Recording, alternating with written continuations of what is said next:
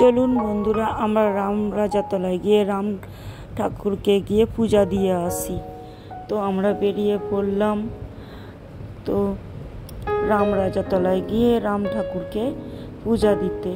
তো ওখান থেকে আমরা প্রথমে ডালা নিয়ে নিলাম। নিয়ে নেওয়ার পরে আমরা এবারে রাম লক্ষ্মণ সীতা আছে, তো আরও ভগবানও আছে, সেখানে গিয়ে আমরা পূজা দিতে বসলাম। ঠাকুর মশাই আমাদেরকে বললো ওখানে বসে পূজার জায়গাটা নিয়ে নিল। ফুল আছে, সব কিছু আছে তার মধ্যে। আর ধূপ আর বাতিটা আমাদের হাতে দিয়ে দিল। দিয়ে দেওয়ার পরে ঠাকুর মশাই সব কিছু আমাদের মন্ত্র বলে উৎসর্গ করে দিয়ে দিলেন। দিয়ে দেওয়ার পরে আমরা ওখান থেকে পুজো দিয়ে বেরিয়ে আসছি।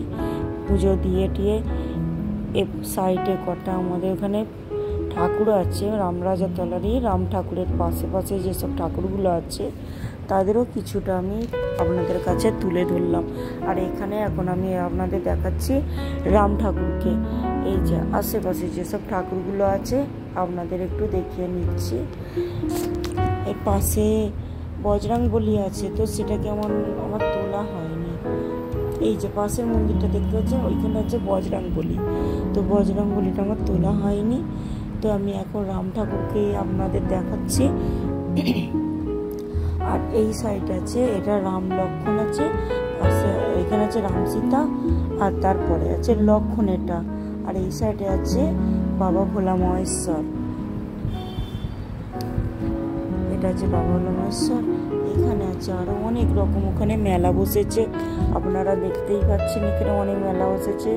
আর আমরা এবারে সব ঠাকুরকে ধূপবাতি দেখিয়ে, ওই ধূপবাতিটা রাম ঠাকুরের কাছে জ্বালা যায় না, যার জন্য আমরা বেরিয়ে এসে আমরা সাইডে এসে ওগুলো ধূপবাতিটা জেলে দিতে হয়।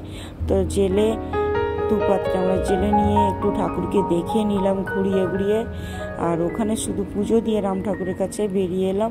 এসে বাইরে থেকে এসে সব ধূপবাতি জেলে একটু সব ঠাকুরকে দেখিয়ে নিয়ে আবার তারও বাইরে গিয়ে মন্দিরের ভিতরে কোথাও ধূপবাতি দেওয়া যায় না। তো আপনারাও যদি যান তো এরকম করে দেবেন না।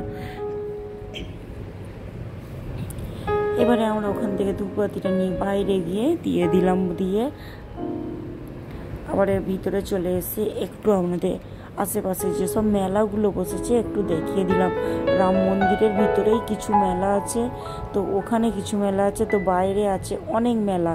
তো আপনারা যদি হাওড়া হতে রাম মন্দিরে রাম রাজাতলায় আসেন, তো রাম মন্দিরে এসে অতি অবশ্যই পূজা দিয়ে যাবেন। তো এখন চলছে রাম রাজাতলায় উৎসব, বা এখনো পূজা চলছে, অনেক মন্দির মেলা বসেছে, অনেক কিছু আছে। তো আপনারাও এসে ঘুরে যাবেন এখানে।